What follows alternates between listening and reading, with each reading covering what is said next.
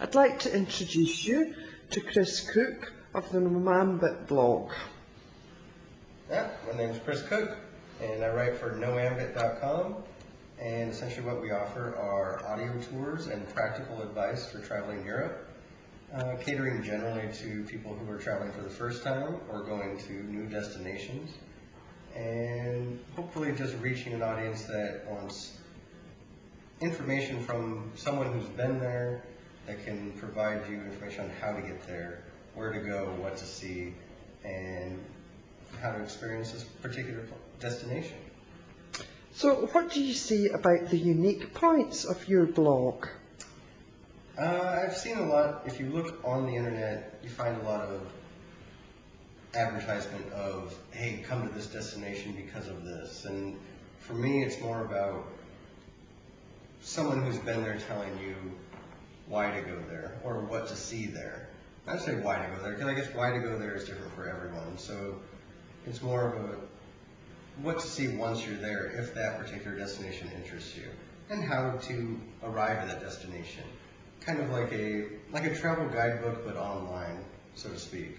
And we particularly have an emphasis on audio tours because I think what's important to a traveler is to know the history behind what they're seeing.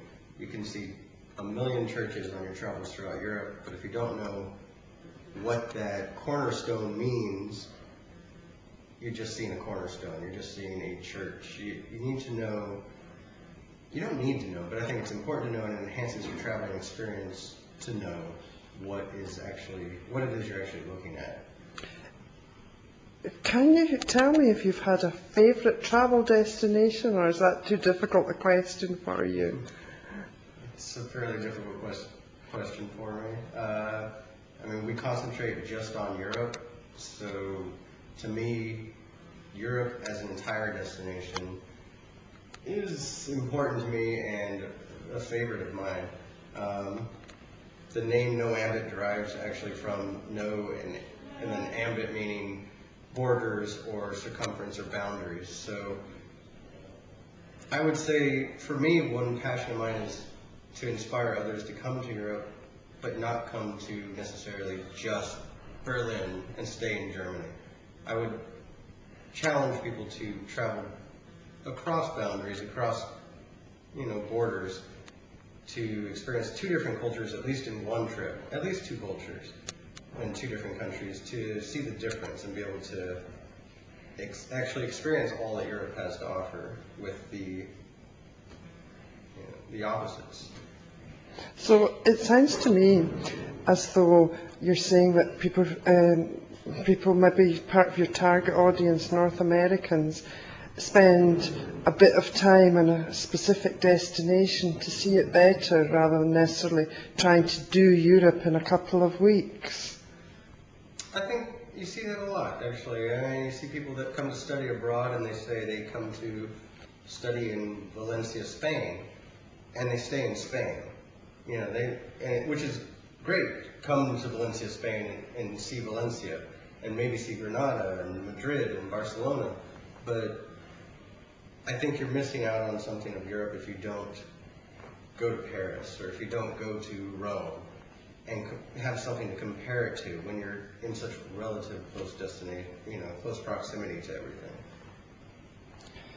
So, is there any type of post that you find is more popular with your readers on the blog? Any style or subjects, or you haven't really noticed that there's a type of post that gets the most hits? I think it's those posts that cater to the average person, the person that doesn't have exuberant amounts of money to spend, the person that wants to see other things in the world, wants to experience other cultures, wants to experience other experiences, for lack of a better term, in Europe, but has to do it on a budget. So I think it's those off the beaten path type of things. And we have audio tours for Sachsenhausen concentration camp, which really isn't off the beaten path so much because, people go to Berlin, but it's a simple half-day trip to go to Sachsenhausen concentration camp. So I think and that seems to grab readers on Noambit.com. It's just a little bit off the path, but with a budget. Well, thanks very much for talking to me, Chris.